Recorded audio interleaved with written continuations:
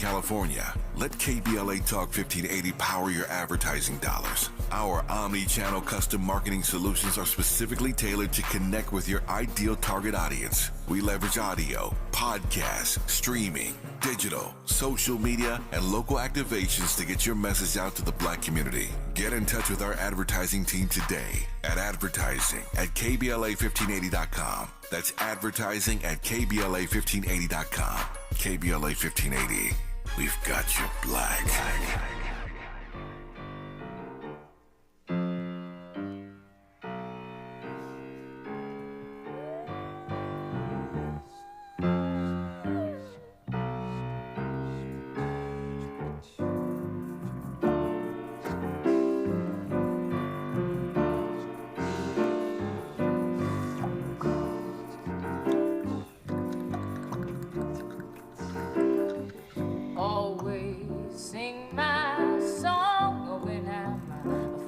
This is KBLA Talk 1580. I am Adrianne Shropshire, and this is the Black Pack.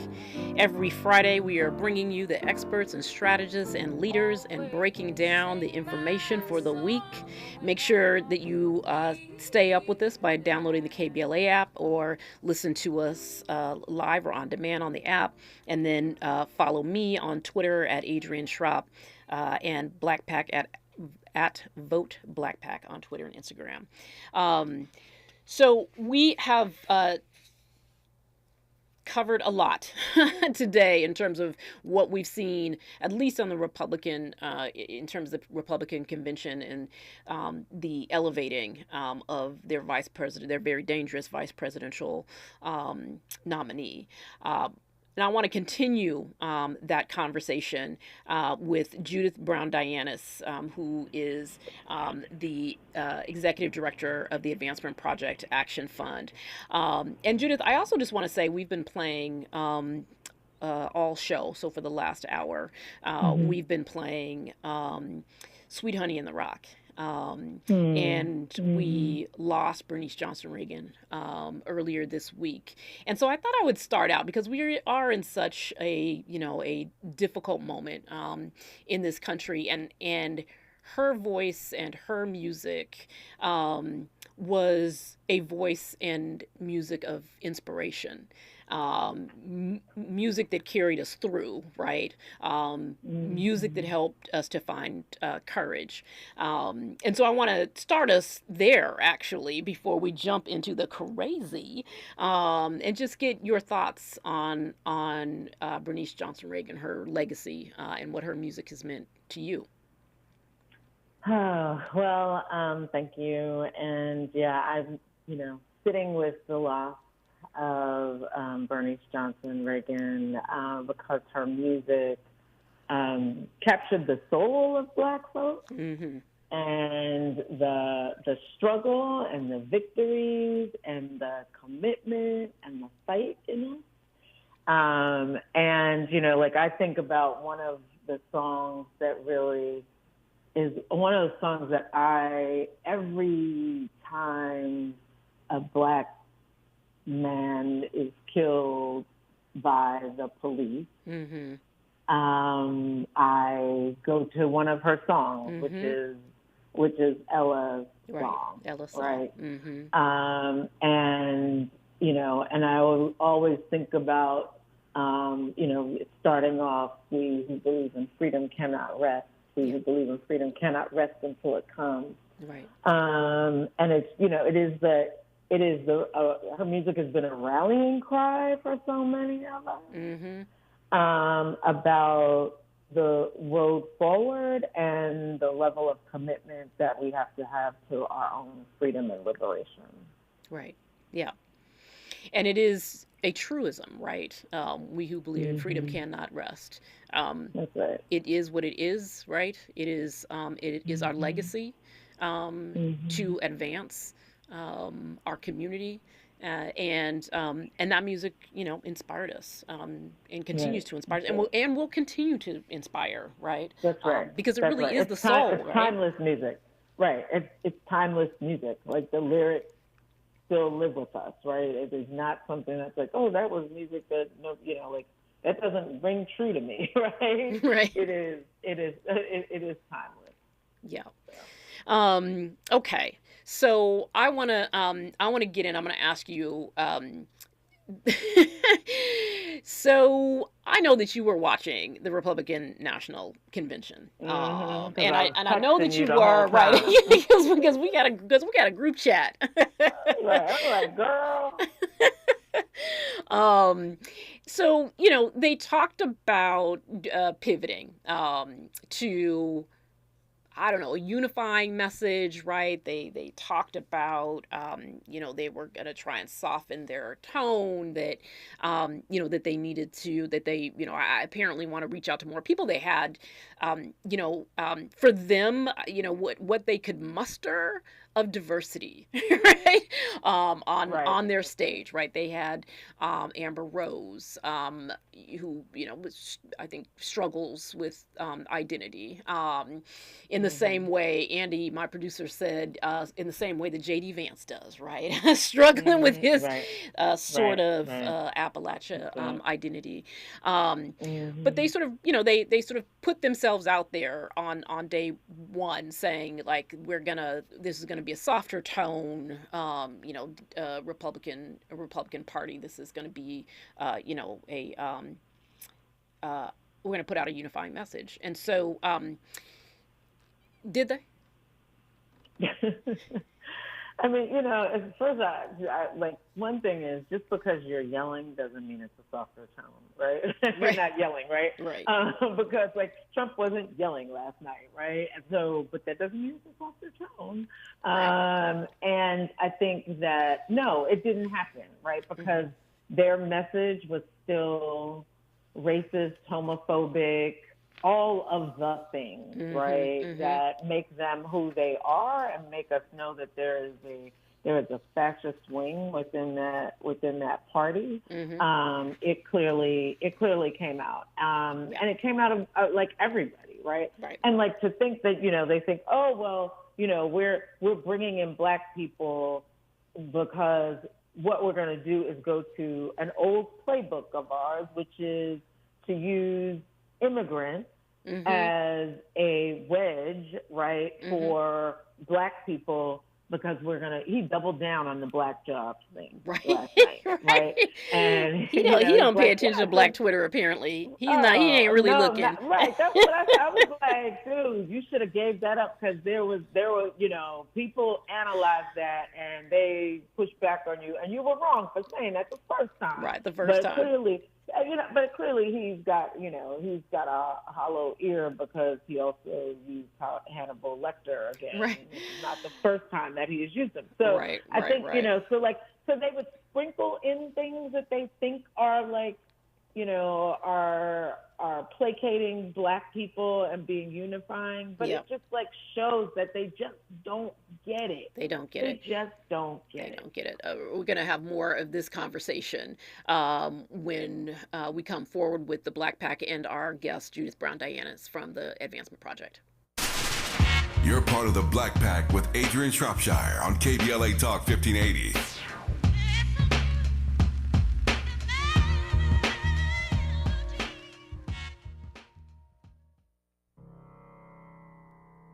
All I need is one mic. With a KBLA Talk 1580 editorial, I'm Tavis Smiley. Just a few short months ago, California Attorney General Rob Bonta filed 11 felony charges against Diana Taran, an assistant district attorney for Los Angeles County. The charges allege that Taran unlawfully accessed confidential computer data, including police officer files in 2018, and continued to use them after joining the DA's office in 2021. Ironically, Taran, who is now on administrative leave, oversaw the Public Integrity Division, responsible for handling high-profile cases of police misconduct and public corruption, including the charges brought against LA City Council member Kern Price last June. To be sure, the case against Price has raised plenty of eyebrows. Indeed, one noted legal scholar has said publicly, and I quote, "Everything about this prosecution reeks," close quote. Could A.G. Bonta, with aspirations to become California governor, be punishing Taran for her role in D.A. George Gascon's police accountability agenda to curry favor with police unions? Could DA Gascon be using the case against Price to showcase his tough stance on crime and political corruption as he vies to retain his seat as DA? Honestly, I have no idea, but here's what I know for sure.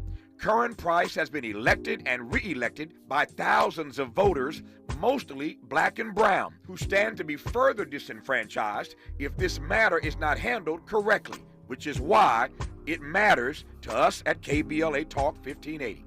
When the prosecutor is being prosecuted, it seems to me that at the very least, there ought to be a thorough, top-to-bottom, independent review of all cases under Diana Turan's purview to ensure that none of these cases have been tainted.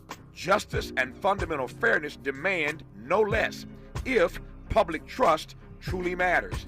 And I hope it does. For KBLA Talk 1580, I'm Tavis Smiley. We welcome your feedback. Pros, now's your chance to find the deals you need during Pro Savings Days at Lowe's. Right now, get up to 20% off select Werner and Little Giant ladders. Plus, save $60 on a DeWalt 20-volt max 2-tool combo kit. Was $229, now $169. Shop the brands you trust in-store or online today. Because Lowe's knows savings. Lowe's knows pros. Valid through 7/26. While supplies last. Selection varies by location. It's time to escape it all and make your shower feel as luxurious as a bubble bath. With new Olay Indulgent Moisture Body Wash, the sweet scent of roses and cherries surrounds you, while the thick, creamy lather covers your skin in moisturizing layers of vitamin B3 complex. It'll turn your shower into a spa. The real world will still be out there, so indulge in here just a little while longer. Available in 5 luxurious scents at your local retailer and online. Let's get back to more of the Black Pack with Adrianne Shropshire right now on KBLA Talk 1580. This is KBLA Talk 1580. You are listening to the Black Pack with Adrianne Shropshire and our guest, Judith Brown Dianis from the Advancement Project. So, Judith, let's get back to this question, or not. I don't think it's an actual question about the, but, whatever, about the Republican National Convention, their attempt to gaslight us all and to think that they were, doing unity when they were actually doing division. And especially this doubling down. I mean, they doubled down on racism in a number of ways, right? They had the crazy signs about mass deportations, right? We know that mass deportations also come with concentration camps, right? That's right. We know they doubled down on, Trump, saying the racist China virus, right? Trying to cover up for the fact that he completely mishandled the coronavirus, pandemic, and that part, right? And then he had the jobs thing. I thought that one of the things was interesting that they did, and so did Peter Navarro, right? Who came straight to the convention, came straight to Milwaukee. From a prison cell, right? So the convention, harboring felons, right? But they talked about it in a way that was very interesting in that they talked about immigrants. They tried to do this wedge thing, like they're between immigrants and black folks, but they also threw in Latinos, right? And so now they sort of say this thing about that immigrants are coming and they're taking jobs from black people and Latinos. What is that about? Right. Mm-hmm. Well, I mean, that's about trying to peel off that part of the Democratic Party also, right? Which is a little, it's a little strange also because, in one breath you're saying that, and then in the next breath you're actually, the only immigrants that you're talking about are immigrants from Latin America. Right. And those are the people that you are targeting, right? And you're talking about right. Well, this is a man who said that we wanted more immigrants from Norway, right? Right, exactly. So he is not talking about that. So, which is interesting to say that in one breath, it's Latino, they're taking your jobs to Latinos, right? And so, I mean, I do think this is they're, they think part of their win is around going after Black men and Latino men, right? Because it's also like their whole machismo piece, right? That they think plays to those audiences, right? Which is like also like how they thought like the whole issue about him being like convicted, Trump being convicted, would play to Black men who would understand, you know, what it means to be convicted, which is just crazy and asinine, and it's just all kinds of problematic. Right. Yes, right. So I think, you know, again, this is they can't help themselves on this stuff, right? I mean, like the storyline about immigrants in particular is so problematic. First of all, it is dangerous in the way that they are talking about our immigrant brothers and sisters as rapists, as criminals, as the people who are that Democrats let out from insane asylums that like Hannibal Lecter was in, that they are, you know, they said like he said something about like they're killing hundreds of thousands of people every year. Like, so the lies also, right? Like there's no fact checking. You get up there, you say that this, and then Marco Rubio, no, the other one, the one from Texas, talking about like how Ted Cruz. You know how there's Ted Cruz, that they're killing people every day, right? Then they talk about like, oh, and they're taking all these our daughters and and sons and putting them into sex trafficking. I mean, this is it's dangerous because what it is that we know that they are the party of guns. They are the party that thinks that they should have militia, right? And so this idea that we're now going to round up, that they should control women. Yeah, I mean, so we're it's going to round up people. I'm afraid that it's not just round them up and deport them, right? It's good. Well, it's also, could be worse than that. It's also not just them, right? Like I don't. There's a slippery slope here, right? And I think that the part of the dehumanizing language, right, the sort of making people or trying to convince people that other folks are inhuman, and so therefore it doesn't matter what we do to them. And we know what language, as a people, we know what language like that means, and we know the danger of it. Crystal Good and I in the episode, the segment before you came on, we're talking about how it's so hard. We're reaching for adjectives, right, to describe the danger, right? Because I don't know that there are enough of them. I mean, even in Trump's, talking about the China virus, we know that when he was doing that we saw increase in hate crimes against Asian Americans, right? So there's an actual effect, right, that happens, right? There's a consequence when people use that kind of language, and then attempting to say to people who have been on the other side of that kind of language, right, who have experienced the sort of racialized violence, right, because that kind of language is used, to then try and dupe us, right, hoodwink us into thinking that we should fall for that language and point that sort of rhetoric at other people is also offensive, right? It's as offensive as the black jobs. It's as offensive as, some of the other, sort of attempts at hoodwinking us, right? But there's real, to your point, it's consequences. They think we're stupid. I mean, they think we're stupid, right? And that we will fall for this. But also it's really playing to their red meat crew, right? Like it is ginning up their base every time they say these things. And, and then we have a conversation about political violence, right? Like, and we shouldn't, don't engage in this divisive talk when everything that's coming out your mouth right now is divisive as hell. Right. It's just that when you call for unity, when they call for unity, they're talking about unifying white people. Right. They're not talking about unifying all of us, right? They're talking about unifying a white base of white supremacist, fascist people. Right. Yeah. And that's sort of what the convention looked like. I mean, besides... Let me tell you, it's I was, CNN, of course, they will find that little one black person, right? So I'm watching it. I tweeted something at one point because it had some black man on, and I was like, I spy with my little eye a black man, like I don't know how they found him. But which is also interesting because I feel like in the past, and even at that Pennsylvania rally, right, we have seen some semblance of Blacks for Trump.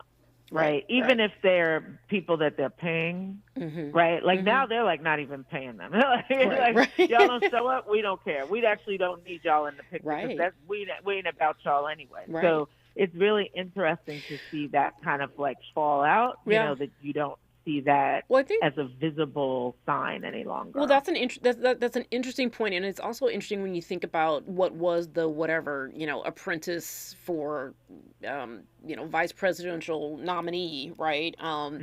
Show that went on, because there was a lot of speculation, obviously, about what they would do, right? There was speculation: is it going to be Tim Scott? Is it going to be Marco Rubio? And I think to your point about like they're going to pick someone who's going to peel off parts of the has the potential to peel off parts of the Democratic base, and it is interesting, right, that they went with J.D. Vance, because in some ways that was them doubling down on their core messaging, right? It was them doubling down on division, on hate, right, and on lies, and so really, making the decision like this is a mobilization choice. We think that we can galvanize our base, and so we're going to pick someone who can double down, right, who can say dangerous things out in the world, right? Who can do his own, rallies, like, hate-filled rallies a la Sarah Palin, right? And they sort of doubled down on that and said, we're going to make this pick because we're going to mobilize our base.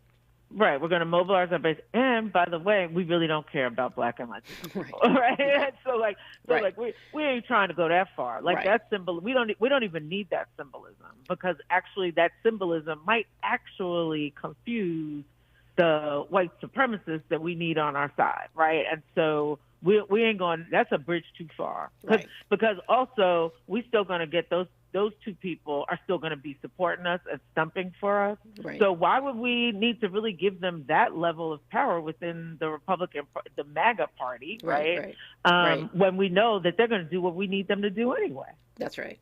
And they can't bring enough of them along with them. So why? Right. That's right. So I want to. I was going to say shift gears, but it's not really shifting gears actually, because when we think about what we just saw, all of that was, we didn't hear a lot of policy stuff. I heard, folks saying last night in terms of Trump's speech that there wasn't a lot of policy stuff. There was not a lot of substance, right? They said what they said, right? Like they didn't need to go into detail. Drill, baby, drill. Right, exactly. They didn't need to go into a lot of detail. Just very bizarre, as always, like very bizarre comments on electric vehicles, and I'm going to end the electric vehicle mandate. Like, well, there is no electric vehicle mandate. What are you talking about? Right. But we also know that they didn't need to go into a lot of detail, because the detail is in Project 2025. And while he tried to distance himself from that, when suddenly he realized the folks were like, oh no, wait a minute, they had already codified it in the Republican platform, Agenda 47 or whatever it's called. And within that, that is the detail, right? So they didn't need substance, right? They needed rallying cries, they needed red meat, they needed to, to throw, people of color and immigrants and LGBT folks to the, the screaming crowd. And that's really what they did, right? And then whatever, called it unity. But we have just a few minutes here before we shift, and then we'll come back on the other side and finish and continue the conversation. But how should people understand Project 2025 in the context of what we just witnessed over the last 4 days? So we should understand it as this is the playbook. You may have heard absolutely no substance at the convention, but like you said, didn't need to give substance, right? That convention was about entertainment. So Project 2025 sets it out. Like, this is what we're going to do. Starting day one, we've got work that we're going to move, and it's all in there. And like all the right-wing think tanks got together and did it together. Right. And so it goes through everything, and it is scary. And so what we should know is he's distancing himself. That's because people started catching on. But it's all his people who wrote the daggone thing, right? People he shouted one out last night from the podium. People who his policy people actually wrote the daggone thing. And so we shouldn't think, and and that's another lie for him to say, oh, I don't know anything about it. Right. Like, that's a lie. It's a lie. And so we have to be very worried and focused on this is the MAGA playbook that will be used. And by the way, it's already in motion Yeah. through the Supreme Court. Right. Yes. So, and it's already in motion through private actors outside of government right now. Right. And it's already in motion in state legislatures. Yes. Mm-hmm. And so when he gets in, it will now be the federal playbook. That's right. Yeah. So this is all. I mean, I said at the top of the show that this is an issue that we're going to come back to again and again, because the details do matter, right? And it's important for us to, I don't know that everyone needs to read the 1,000 pages. People should, if you'd like. There are other resources out there, but we're going to continue to come back to it time and again on the show. And when we come forward, I want to just dig in a little bit, particularly on some of the civil rights and DEI pieces of the Project 2025 document that is the blueprint, right, for how a new Republican administration will govern. And I also want to talk a little bit about that last point you made, which is critical, which is we're not waiting for Project 2025 to get put into motion. It actually is in motion, and there are things that we should know and that have happened at the federal level, and there's things that we should understand in terms of what's happening in states and things that we can do. So when we come forward, we'll continue this conversation with Judith Brown Dianis from the Advancement Project. More of the Black Pack with Adrianne Shropshire on KBLA Talk 1580 when we come forward.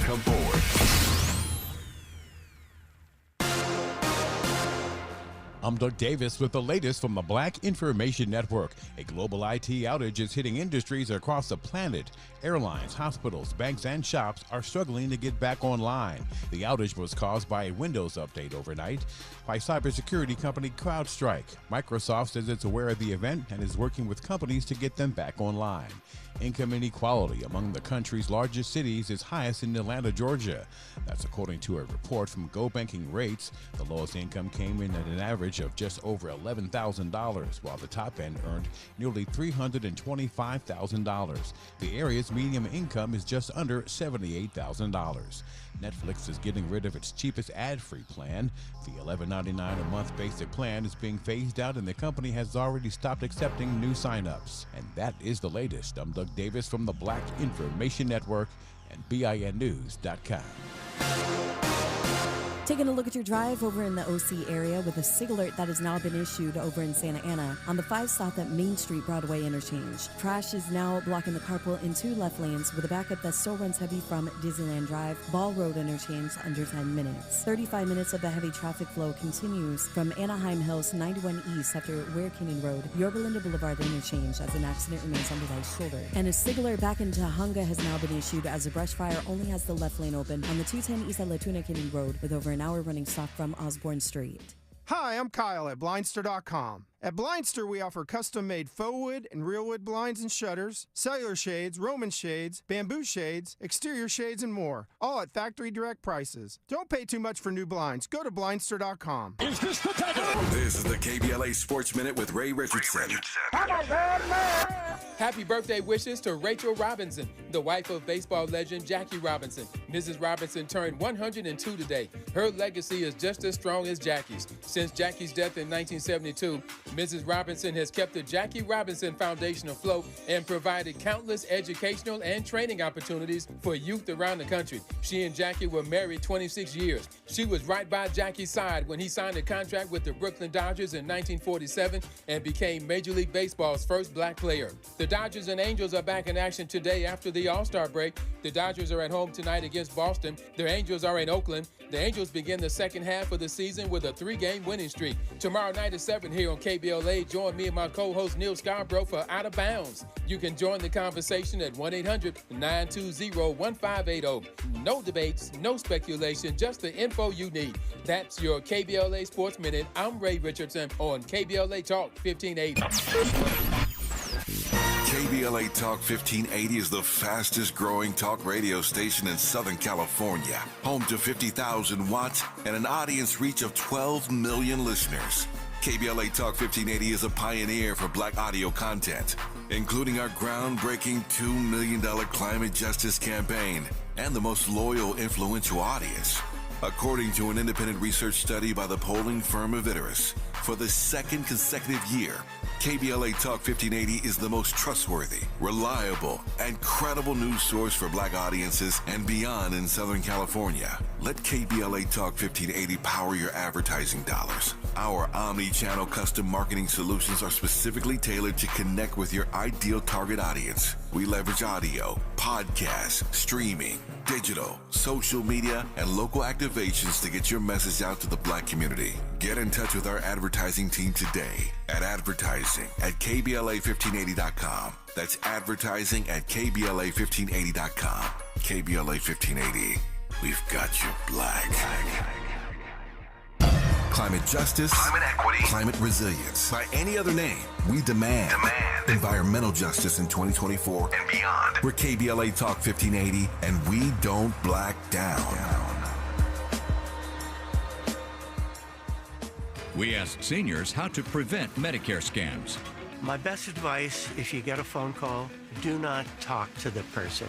These people are well trained. Don't talk to them. They don't know me. They're just trying to scam me. Don't be fooled. Hang up. Just hang up. Never give out your Medicare number. They're going to get your number to put in a false claim. If I get a call from someone, I don't pick up the phone. And should I pick up the phone and they ask for information, then I hang up. How do you detect Medicare fraud? Just like I check my credit card statements, I check my Medicare statements monthly. Scammers can get a hold of your number, order medical devices through your account, and you're not even going to know about it if you don't look at your statement. Check your statement every month. If you get your statement and you see something that you know you did not have done, you report it. Call your senior Medicare Patrol. To report Medicare fraud, call the Senior Medicare Patrol at 855-613-7080. We've got a lot to talk about. Hi, I'm Ray Richardson, your sports connection here at KBLA Talk 1580. Join me and my co-host Neil Scarborough every Saturday night at 7 for Out of Bounds, the show that brings some flavor to the world of sports for 60 minutes. We take you beyond the scores and press conferences. We give you our point of view, the way Black folks see what's going down. You can join the conversation and give us your analysis at 1-800-920-1580. Out of Bounds every Saturday night at 7 on KBLA Talk 1580. We've got a lot to talk about. Unapologetically progressive. KBLA Talk 1580. We've got your Black. You like your style, though. You're inside the Black Pack with Adrianne Shropshire on KBLA Talk 1580.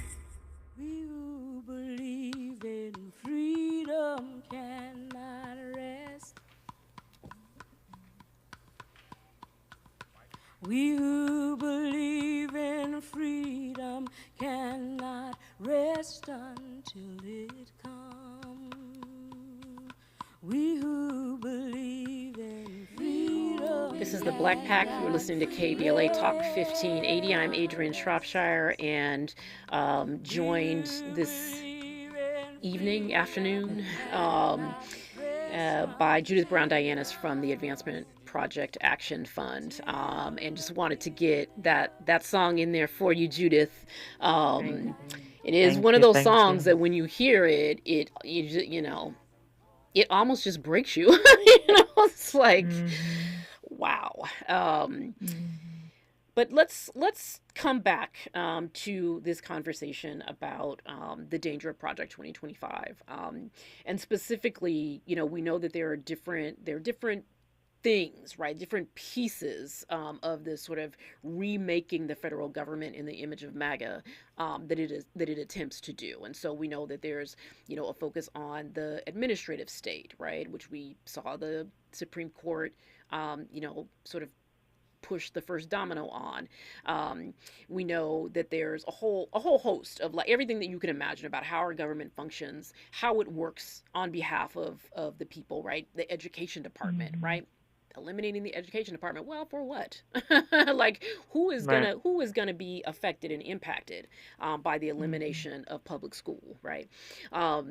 But we know that in particular, and we're celebrating the 60th anniversary of the voting rights. Of the Civil Rights Act this month, and so there is a particular focus that feels like something that has been in a long time coming, right, for conservatives to try to pick apart dismantle and ultimately vanquish, right, all of the gains of the civil rights movement. So will you talk a little bit? We had Maya Wiley on last week, who also shared some thoughts in general on what this all means for us. But tell us what the effort is here. Tell us what the outcome is here for this particular piece of Project 2025. Sure. So what is in Project 2025 that lends towards the dismantling of all of the victories of the civil rights movement is not new, right? The right conservatives have been after those wins for a long time through the courts and through legislation, right? Like the attacks on affirmative action that actually date back to the 70s, right? There was a Supreme Court case, Bakke, which was like that first like Supreme Court attack on it. Then we saw we saw cases like University of Michigan. We saw the Harvard case and the North Carolina case, right? So they have been.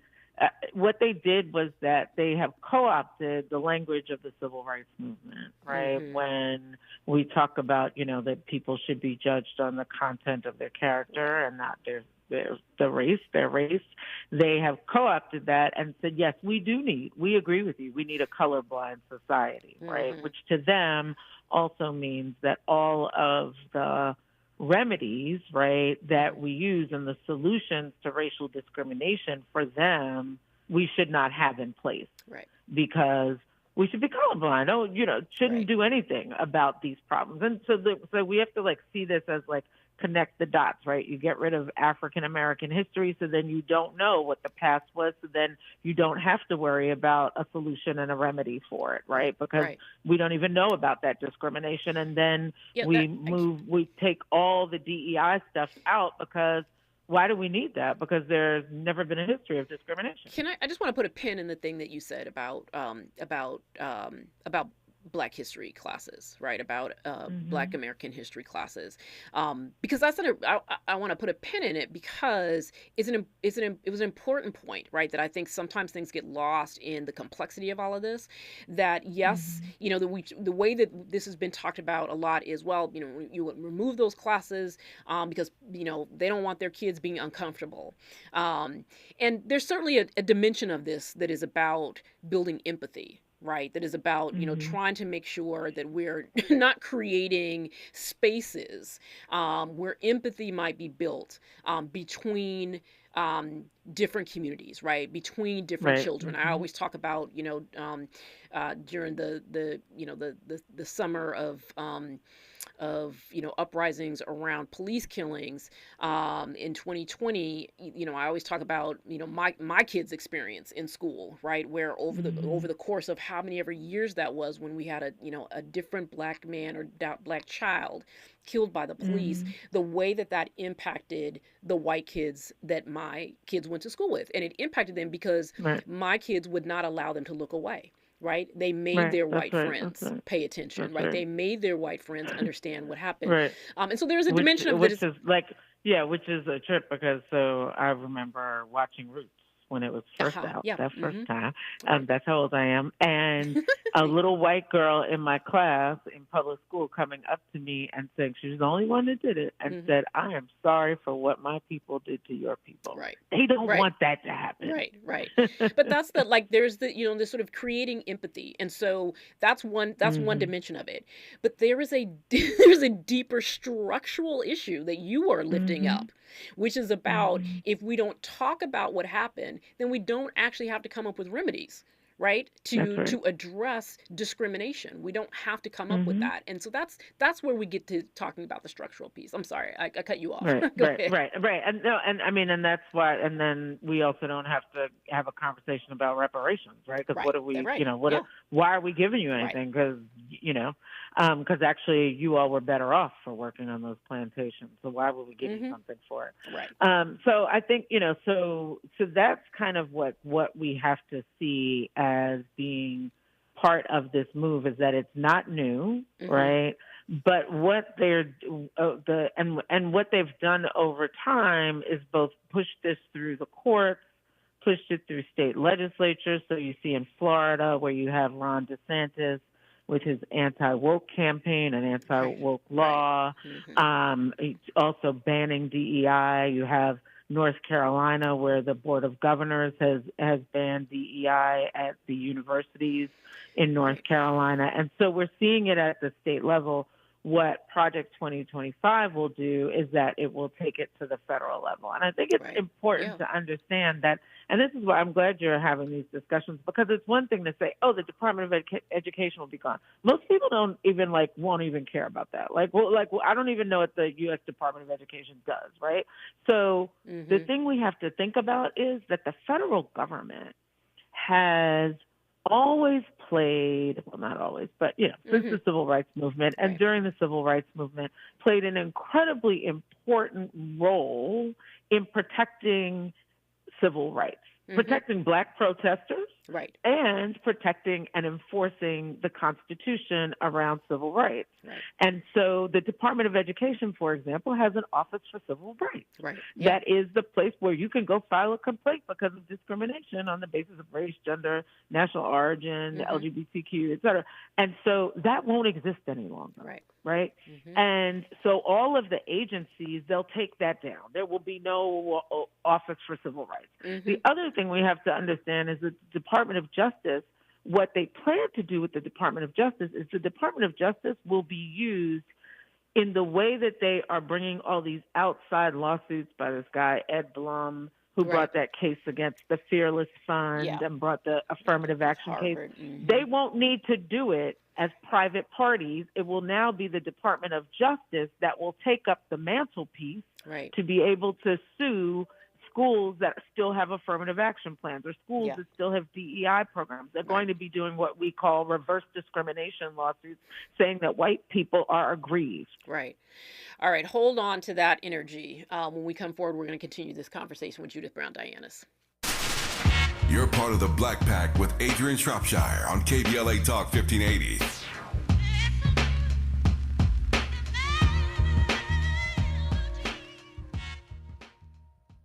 Looks like Bobby needs a ride again. Grab the keys. Let's take our auntie to the swap meet. Grab the keys. Whether you're giving rides or hauling gear, do it all in a Chevy SUV. Head to your local Chevy dealer, where well-qualified buyers get 1.9% financing on all 2024 Malibu, Colorado, Blazer, Equinox, Trailblazer, and Traverse limited models. Chevrolet, together, let's drive.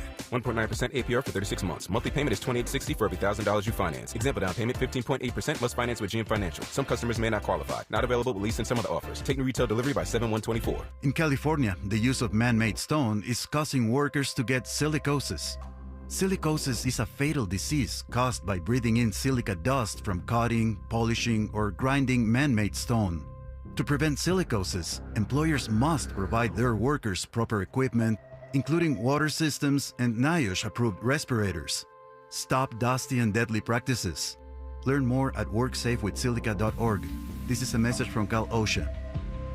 Hey, John, why so glum? I just got let go. The company's downsizing. This is the third time in the last 2 years. I'm done with this. Have you thought about My Computer Career? I've heard they can train you for a career in IT in just a few months, including cybersecurity and the basics of AI. And you don't need prior training or experience. Now that's a recession-resistant career. Wow, thanks. I'll check them out. Go to mycomputercareer.edu and take the free career evaluation. mycomputercareer.edu. Financial aid is available for qualified students, including the GI Bill. KBLA Talk 1580. We've got a lot to talk about. KBLA Talk 1580 believes in community empowerment through the arts. Tia Chucha Central Cultural is on a mission to transform community in the Northeast San Fernando Valley and beyond through ancestral knowledge, the arts, literacy, and creative engagement. The Northeast San Fernando Valley has a population of about 500,000, the size of the city of Oakland, yet it has no bookstores, art galleries, or full-fledged cultural spaces until Tia Chucha's opened its doors in 2001. Founded by renowned poet and activist Luis Rodriguez, Tia Chucha's Cultural Center provides a year-round free or low-cost arts and literacy bilingual intergenerational programming in mural painting, music, dance, writing, visual arts, healing art sessions, and healing talking circles. Activities also include Mexica, Aztec dance, indigenous cosmology, philosophy, and 2 weekly open mic nights, one in Spanish, the other in English. In addition, they host author readings, film screenings, and art exhibits. To express yourself, heal yourself, attend an event, or volunteer, please visit www.tiachucha.org. That's TIACHUCHA.org. This is a community call to action from KBLA Talk 1580. Let's get back to more of the Black Pack with Adrianne Shropshire right now on KBLA Talk 1580.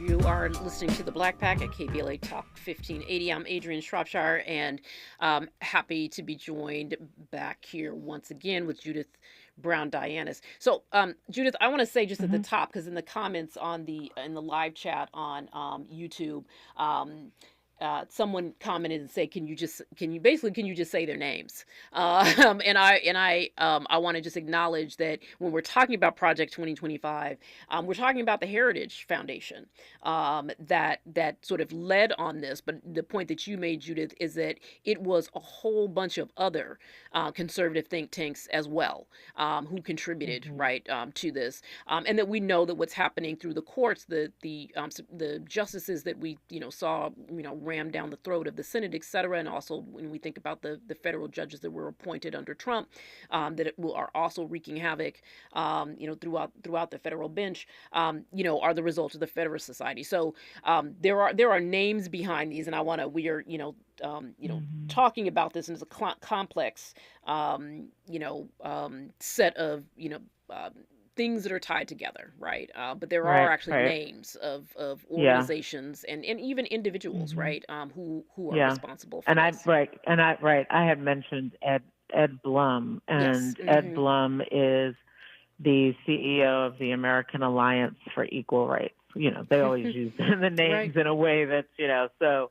And there are a number of legal organizations that are the right-wing counters to those of us who do civil rights litigation on the left. So. Yeah, and I encourage folks. I mean, we talked in the earlier segment about checking it out, right? Like we all have the ability to do some research, limited, though it might be, but we can also help to share resources, and people should look up Project 2025. You should look up the dangers of the vice presidential nominee on the Republican ticket.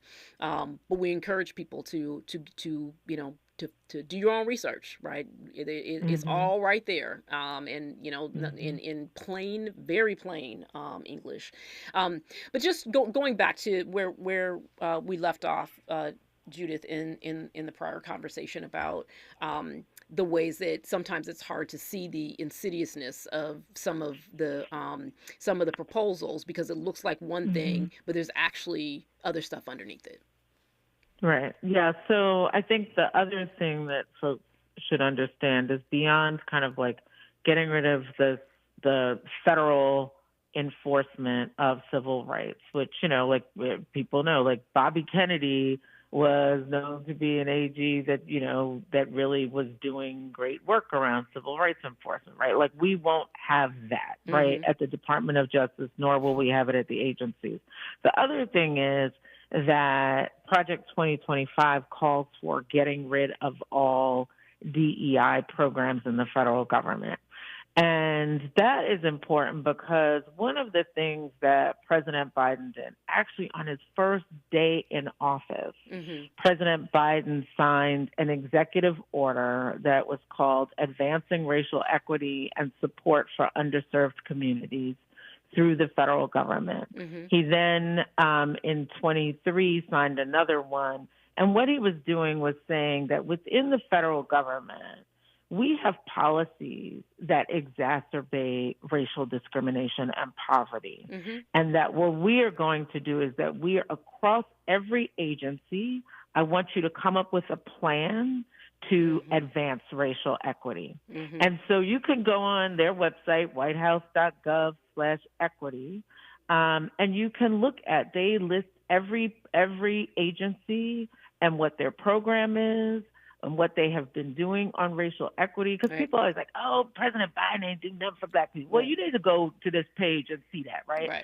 And each agency had a plan, and they have goals around what they're trying to do, and then there's the legislation that they've passed also. And so all of that work that has been done, including things like starting an environmental justice office at the Environmental Protection Agency to look specifically at the environmental harms that have hit Black communities, would be gone. It's all going to be gone because he actually wants to get rid of even the words diversity, equity, and inclusion out of everything in the federal government.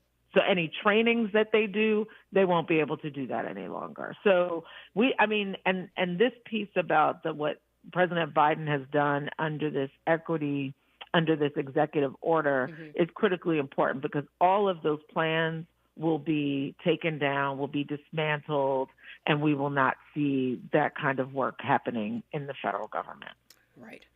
Yeah, I mean, it is, it's expansive, and I think that's, why I'm saying that I like we, on this show, we'll continue to try and pull out each piece and break it down, because it is expansive, and it really does tell a broader values story, right? When we say they not like us, part of that in this case is about values, right? And what do we value as a society? What wrongs do we know that we need to remedy, right? As a society, do we even acknowledge them?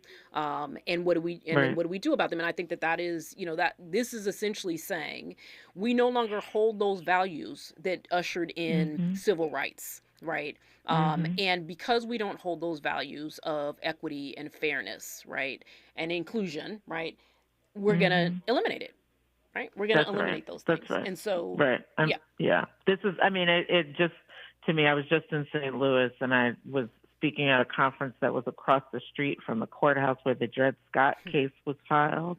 And, that's where they want to go back. They want to go back to when the Supreme Court said that a Black man has no rights to which the white man is bound, right? And so that is where they are headed, because they love white privilege. And so they want to make sure that we are not getting remedies, and that literally all of the wins, all of the statutes, all the laws that have been passed that are the civil rights wins will no longer exist.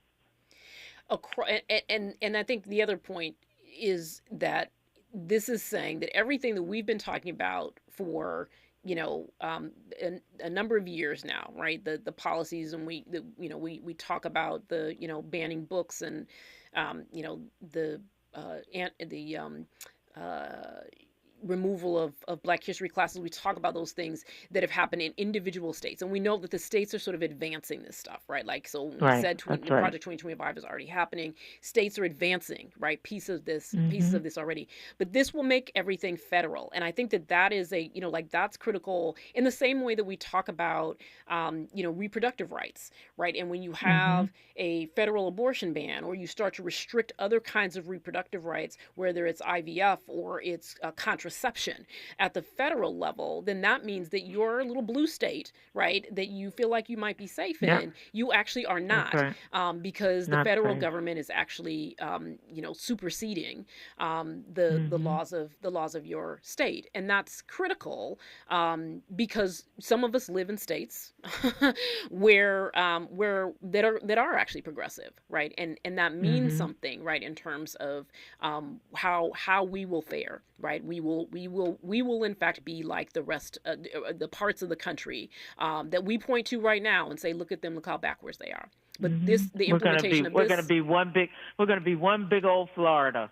Right, because Florida has done the most, right, in terms of being, the leading edge of what Project 2025 seeks to do. So, I will ask you again, like I know I asked when you were on last time, and I appreciate you being, sort of our returning guest. But, so we have all this information, and what do people need to do, right? And I know vote, right, is a thing that people need to do, but what more can people be doing toward this critical election? Well, I think doing the research and talking in your families about it, because people may not know, thank goodness for Taraji Henson talking about this at the BET Awards, but we need to keep educating people about this. And then also, don't just vote. Like, roll up your sleeves and volunteer. We need people knocking on doors. We need people getting out the word and having conversations with people about what is at stake in this election, because this is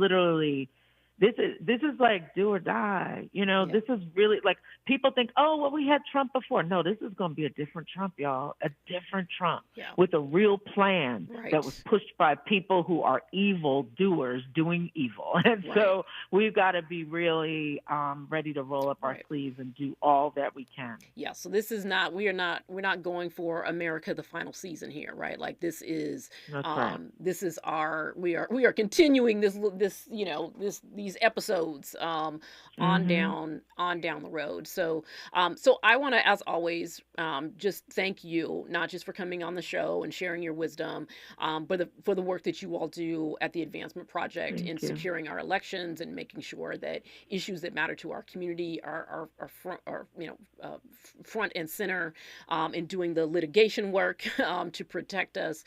So I want to just say thank you so much for the work that you do.